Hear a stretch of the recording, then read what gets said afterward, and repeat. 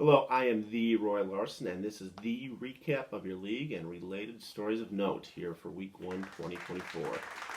Tonight, the NFL season kicks off with the Chiefs hosting the Baltimore Ravens. This should be a great game as the Chiefs and Ravens, along with the 49ers, are three of the top Super Bowl contenders this season. While on the other end of the spectrum, the teams with the longest odds of winning the title include the Patriots, Panthers, Broncos, and Matt Johnson.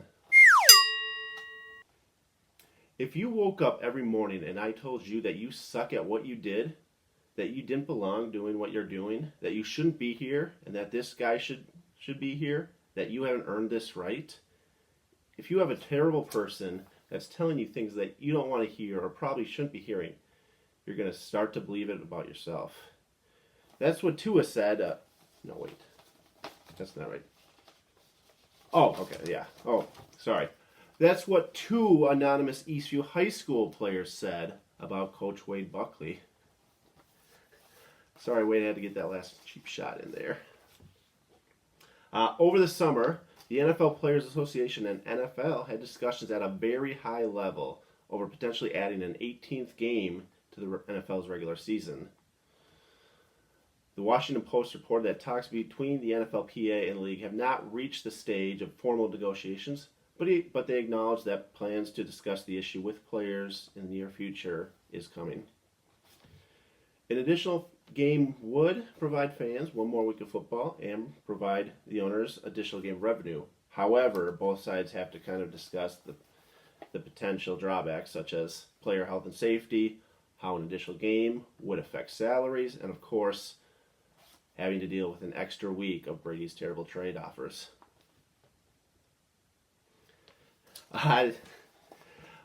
On subject of Brady, just a quick congratulations to him on his title win last season. He had a great team and just bulldozed his way in through the playoffs on his way to the championship. And pictured here is Brady, of course, and David, you probably do not know that, he's wearing the championship belt, which we award to the winners each year. Just so you're aware, since you have not ever seen it for yourself. There we go. There's the cheap shot in David. Okay. Now, as we begin our 13th season here in the Large Larson League, you may notice that Wade is no longer with us. Time, family, and other constraints, among not being able to handle losing to the rest of us, just took too much out of him. And so now this year we welcome Rob and Ben Gray, the brother and nephew of our friend Stephen Gray. But let me just put a stop to any claims of nepotism. I know there have been accusations that, hey, they only got this coveted spot in the league because they're related to Steve. Let me just stop that right there. This isn't anything like a Jax Collinsworth getting a broadcasting job through his father or a Paris Hilton singing career. In this case, it was the talentless relative who already had their spot. Okay, on that note, let's just move on to the power rankings of 2024. The first of the season.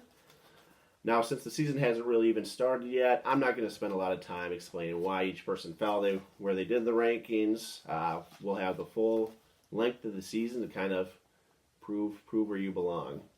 So on that note, let's start with number 12 in the rankings, which, being the newcomers, will be Ben and Rob Gray. Again, first year in the league, you're probably going to be last in the power rankings to start, but we'll see. There were some promising picks. In my opinion, the best one being Travis Etienne. I think he has a chance to be the fourth best running back in this league, and 8 running backs went for more than he did. So that might be a pretty good pick overall. As for worst pick, I'm taking David Montgomery, and it's not as much about David Montgomery himself, but Montgomery being Ben's number 2 running back right now, might be a little tough throughout the season. And Rob and Ben did leave a good amount of money on the table. In retrospect, they could have got guys like Kamara, Mixon, or Devon Achane with the price for Montgomery and the leftover money instead. But overall, I thought the roster, it was a good first draft. Next up, number 11 is David. Not dead last, but next to dead last to Luga. Maybe this ranking is due to my view of his team. Maybe it's because he showed up 15 minutes late to the draft. Who knows? As for David, I thought his best pick was Sam Laporta. I thought he had great value there for a potential number 1 tight end. And his worst pick being Amon St. Brown. Not that he's a bad player, but Brown was the second highest cost player in the draft, so it was as if David picked him second overall. Number 10, Stephen Gray.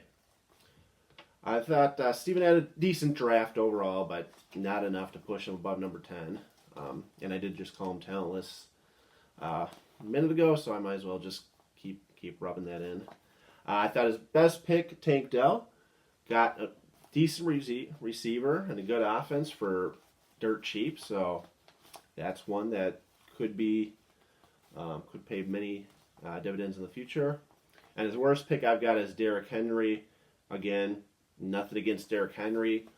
I just feel like Baltimore's got a great team that they may save on some of the wear and tear on Henry in preparation for the playoffs, so he might not get as much use as he did in Tennessee just out of not needing to in Baltimore. At number 9, I've got Tony Johnson. Tony, best pick I had as Brandon Ayuk, who we got great value for.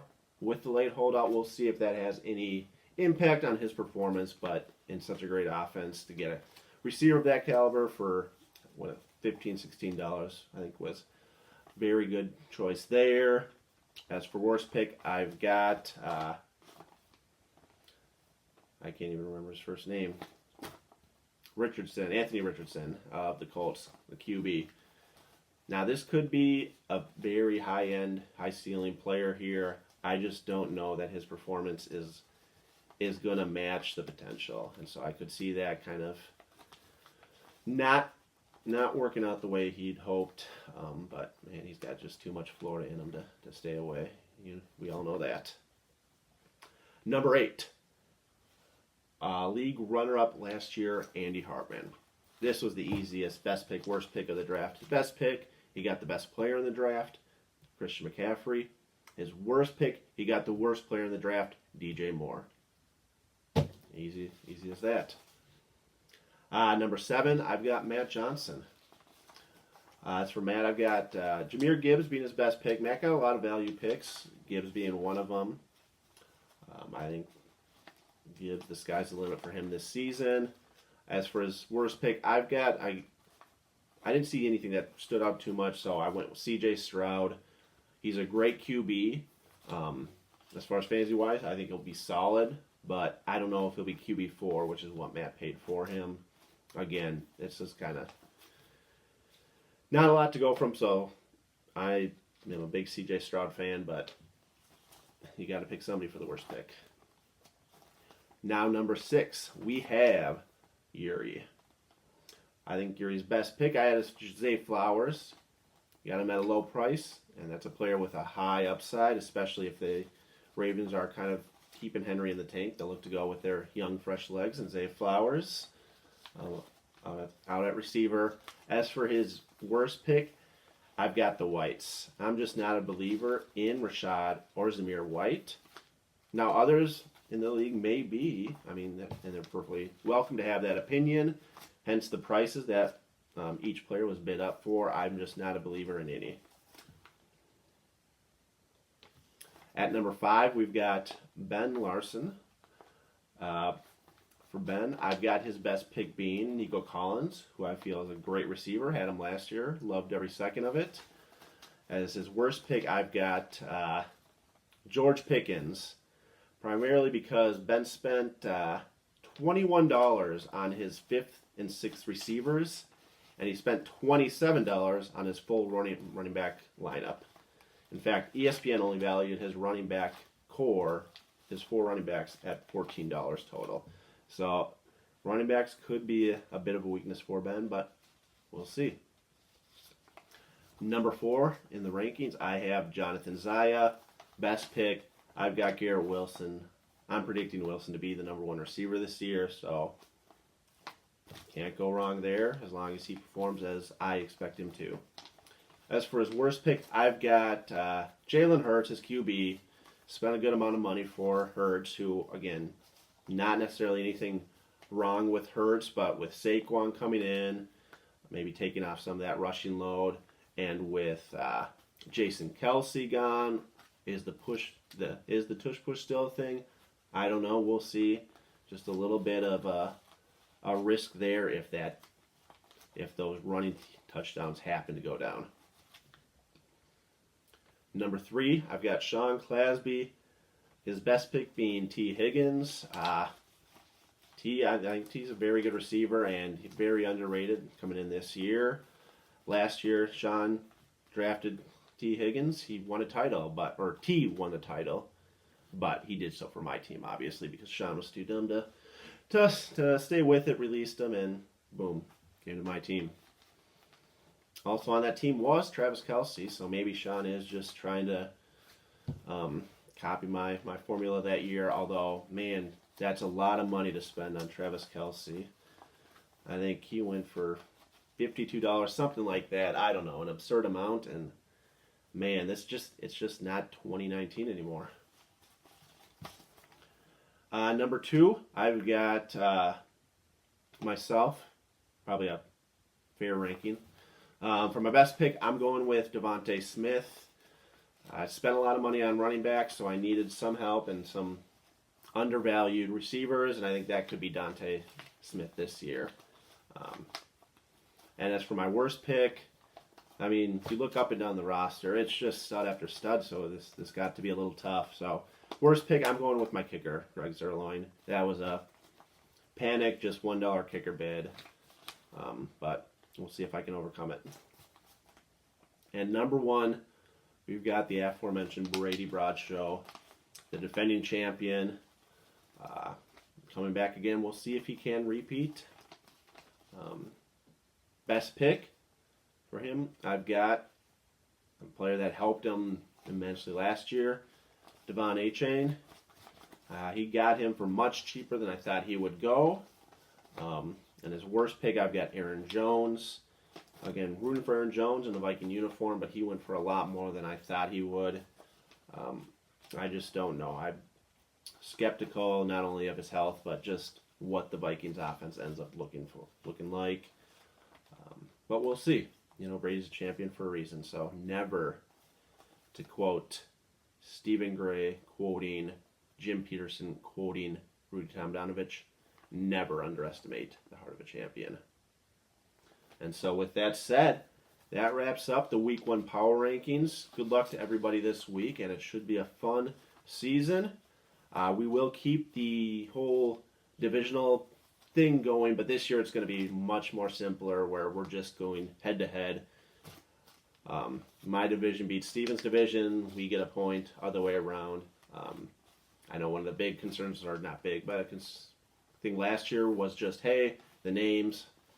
I didn't know which division we were in half the time, so we will get that worked out just to help make things easier for everybody else. But that's all I've got here for Week 1. Have a great week, everybody, and we will see you next week.